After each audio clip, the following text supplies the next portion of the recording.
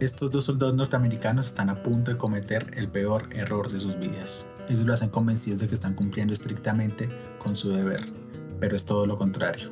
Pero, ¿qué sucede cuando la orden de superior choca frontalmente con la moral más básica?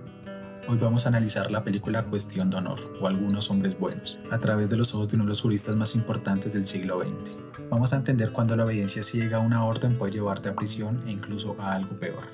Nuestra historia se sitúa en la base naval de Guantánamo en Cuba, la cual es un enclave estratégico de Estados Unidos en el exterior, que por virtud de un tratado firmado en 1903 fue arrendado a perpetuidad a los norteamericanos. Esta situación de amistad cambió en 1959 tras el triunfo de la Revolución cubana liderada por Fidel Castro. Es así que la base militar de Guantánamo se convirtió en un territorio de máxima tensión, ya que la base se encuentra dentro de una nación hostil que rehúsa la presencia de los soldados norteamericanos apostados en la base, y estarían dispuestos a hacer cualquier cosa por expulsarlos de su país. Es en este tenso escenario donde conocemos al soldado William Santiago.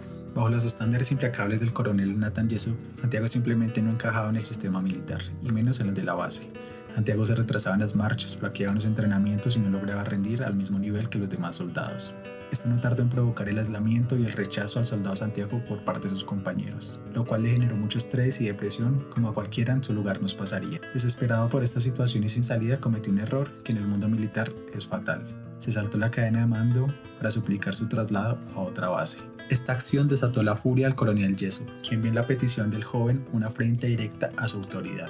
Sin dudarlo, ordenó de inmediato a sus subalternos aplicar un correctivo clandestino al soldado Santiago, lo que en la jerga de la base se conoce con el nombre del temible Código Rojo. La misión era clara y despiadada: quebrar la voluntad del soldado Santiago, para según ellos, enderezarlo, corregirlo, ajustarlo. Pero te estarás preguntando qué es un código rojo. Código rojo es una expresión no oficial para referirse a los castigos por fuera de las normas que se practican en el ejército para disciplinar a los soldados. Estos castigos van desde ejercicios físicos extremos e intensos, obligar a los soldados a limpiar áreas comunes, encerrar a los soldados en habitaciones con calor extremo, golpes, humillaciones públicas, o limitar el acceso a los comedores o reducir las horas de sueño de los soldados.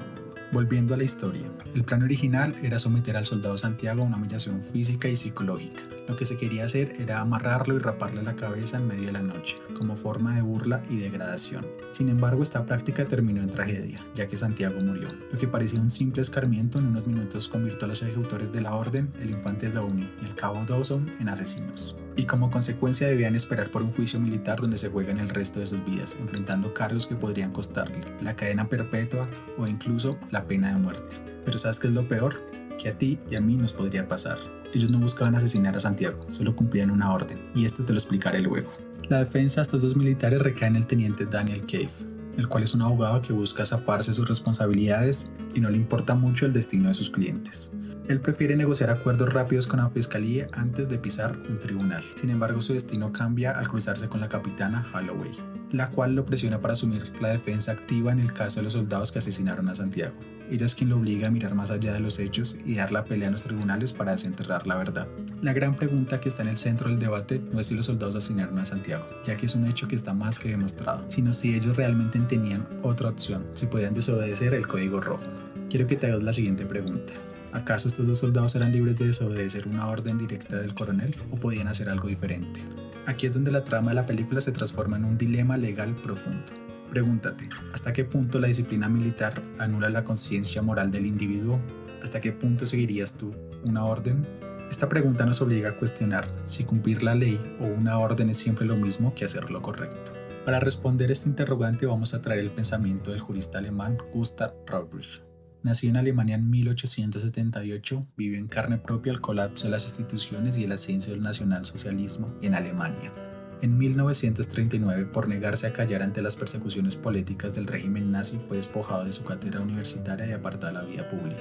Rothbard fue testigo de cómo el Estado utilizaba la ley para cometer crímenes atroces, y cómo los jueces, abogados, militares y demás personas con poder se escudaban en que solo cumplían la ley o que solo seguían órdenes, siendo así parte de la maquinaria utilizada para despojar a cientos de miles de personas de sus pertenencias y sus vidas.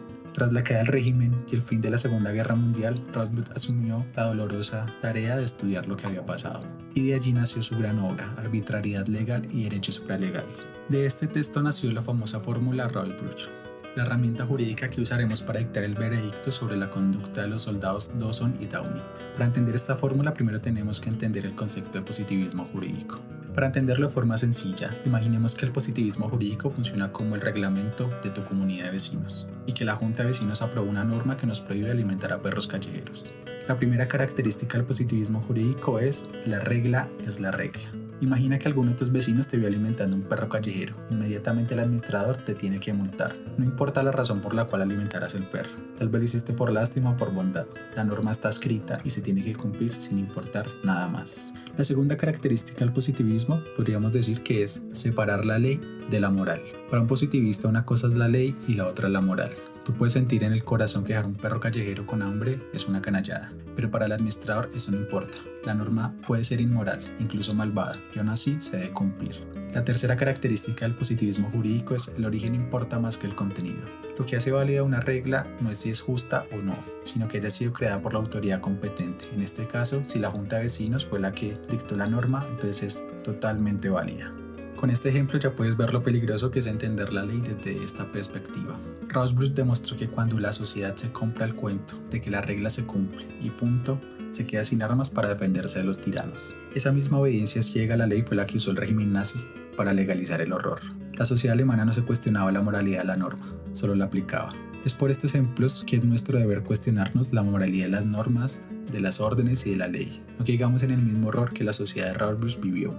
Volviendo a la película, ya te puedes ir haciendo una idea de la trampa en la que cayeron los soldados acusados. Ellos pensaban que el código rojo era un deber militar legítimo y no se cuestionaron la moralidad de la orden.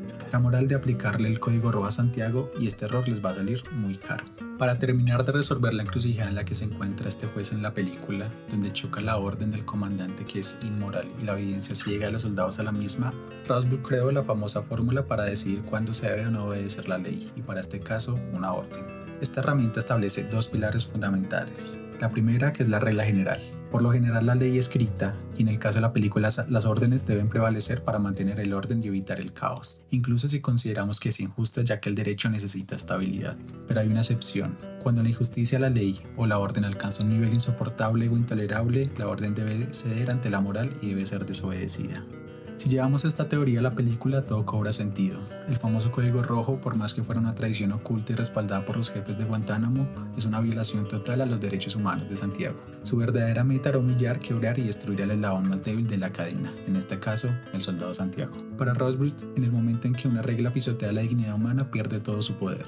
En este caso, cuando una orden pisotea la dignidad de una persona, es tu deber desobedecerla, ya que es un abuso de poder. En el fondo, lo que Rawlsbrooks nos está diciendo es que hay una cosa que ninguna ley puede cambiar. En las sociedades modernas existe una idea de justicia y de moral que está por encima de los códigos penales, las leyes o los gritos de un coronel. Son las reglas del juego de la humanidad, y la regla número 1 y el núcleo de todo es que está prohibido violar la dignidad humana. Bajo esta lógica, los soldados Dawson y Downey se equivocaron de bando. Ellos creyeron que su lealtad era hacia sus superiores, cuando su verdadero deber legal y moral era proteger la vida de su compañero. La obediencia en el ejército no es una obediencia ciega ni irracional. Un soldado no es un robot programado para obedecer sin pensar. Tiene el deber ético y moral y sobre todo legal de plantarse firme y decir no ante cualquier orden que sea manifiestamente ilegal e inmoral. Yo creo que todos hemos sentido la impotencia y la injusticia en algún momento de nuestras vidas. Y sé que no es fácil plantarse contra la autoridad en tu trabajo, colegio, familia y decir basta, pero por lo menos ya sabes que tienes la autoridad moral para hacerlo. Al final de esta película, el tribunal absuelve a los soldados Dawson y Downey del cargo de asesinato. El juez entiende que estaban atrapados en una maquinaria militar asfixiante encabezada por el coronel Jessup. Y sin embargo, el veredicto tiene un trago amargo para los soldados. Son expulsados con deshonor del ejército por haber traicionado su propio código ético. Es un cierre agridulce el que nos deja el mensaje de esta película. La obediencia ciega es muy peligrosa. Es deber de cada uno cuestionar lo que nos dicen los demás y analizar si estamos obrando bien o mal. Al final del día, el soldado Dawson entiende la idea a la perfección y se cuestiona su actuar con Santiago cuando dice: debimos pelear por los que no podían pelear por sí mismos. ¿Y tú qué piensas? ¿Crees que estos marinos fueron víctimas del sistema o culpables por no pensar por sí mismos? ¿Debieron pagar con cárcel por el asesinato o estás de acuerdo que no se les condenara por la muerte de Santiago? Déjame saber lo que piensas aquí abajo en los comentarios. No olvides suscribirte para no perderte los próximos videos y nos vemos en el próximo análisis.